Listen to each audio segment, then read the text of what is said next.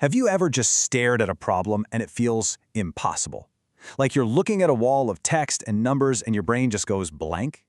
Well, it turns out that for most hard problems, there's a secret entrance, a way to kind of bypass all the struggle. And that's what we're going to dig into today. How to find that secret entrance, not just for some math problem, but for pretty much any complex challenge you can think of. Let's get into it. All right, take a look at this. Just let it sink in. This is a classic standardized test question. And it's designed to be confusing. It's all fractions, relative sizes. It's just messy. Now, if you're feeling a little stuck on how to even start, you are not alone. This is exactly where most of us get tangled up in abstract math.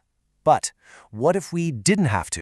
You see, for pretty much every intimidating problem out there, there's usually a clever tool, a shortcut that can slice right through all that complexity. And it's not about being some kind of math genius. It's about knowing which tool to pull out of your toolbox at the right time.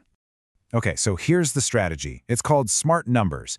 Instead of wrestling with fractions like 1/2 and 4/5, we just invent a number.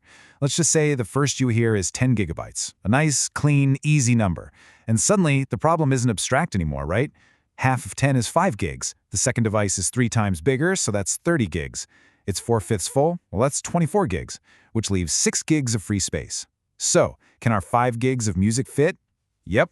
Absolutely. We just turned a total headache into simple arithmetic. And just like that, we're done. No crazy equations, no variables. The answer is yes. And look, the really important thing here is we didn't just find the answer. We found a better, faster, and frankly, a much more intuitive way to get there. How satisfying is that? And this isn't just some random trick we made up. Check out this quote from a test prep guide. These kinds of shortcuts are established, powerful techniques. The people who make these tests, they know there are multiple ways to get to the answer, and they actually reward the people who can find the most efficient path. Okay, so we found a shortcut, a hack, but it does bring up a bigger question, doesn't it? Is math, and really learning anything hard, is it just about collecting a bunch of tricks, or is there something deeper, something more fundamental going on here? Well, to answer that, we need to zoom way out. Let's take a look at a country that consistently blows everyone else away in math education, Singapore. Believe me, their success is no accident, and it's definitely not because they just teach more tricks. It's because they have a blueprint. And this is it. This is the blueprint behind all of Singapore's success. It's their mathematics curriculum framework, but everyone just calls it the Pentagon. Now notice what's right there at the very center, problem solving. But the real magic, the real power, comes from the 5 pillars that are holding it all up. So this whole pentagon is built on 5 interconnected ideas. You've got concepts, that's the why. You've got skills, that's the how. Processes are all about applying that knowledge to the real world. And attitudes, that's about believing you can actually do it. But that 5th one, the one sitting right at the top, metacognition, that is the key to the entire system. Metacognition. It's a big word, but it's a simple idea. It's thinking about your own thinking. It's your brain's ability to take a step back, look at a problem, and ask itself, okay, what kind of problem is this? What tools do I have that might work here? And which one is the best for this specific job? It really is the master skill. So now let's connect the dots.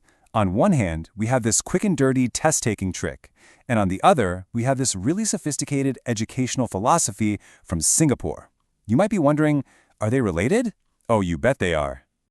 And hey, before you think this is some kind of fluke unique to Singapore, check this out. On the left is Singapore's process for applying math to real-world problems. On the right is Japan's. Look at them. They're practically identical. This just goes to show that the world's top education systems have all figured out the same core principle. True problem solving is a structured, systematic process. And this right here, this is the aha moment. That smart numbers strategy we used at the beginning, that wasn't just a trick. That was an act of metacognition. We recognized that we had an abstract problem, and we consciously chose a strategy, a tool, to make it concrete and simple. The hack is the what, but metacognition is the why. And smart numbers is just one tool in the toolbox. The Singaporean system actually teaches a whole set of these strategies. They call them heuristics. They're basically mental shortcuts or rules of thumb for problem solving. Things like drawing a model, or working backwards, or simplifying the problem. The goal isn't just to memorize one trick, it's to build a whole versatile toolbox and develop the wisdom to know when to use each tool. So what does this all mean for us? Whether we're studying for a test or just trying to learn something new in our lives, The lesson here goes way beyond just mathematics. This is the bottom line. True mastery of anything isn't about collecting a long list of shortcuts. It's about developing a robust, flexible system for how you approach problems in the first place. It's about building the whole toolbox, not just having one shiny hammer. And as this quote makes crystal clear, Singapore's success is not an accident. It's the result of everyone, from the top policymakers all the way down to the parents, all working together towards this one shared vision. They're not just teaching math. They're building a culture of systematic strategic thinking. So I'll just leave you with this question. Just imagine what becomes possible when our goal shifts. When we stop focusing on just finding the right answer for one problem, and instead focus on building the right system for learning how to find all the answers. That's not just hacking a test. That's hacking learning itself.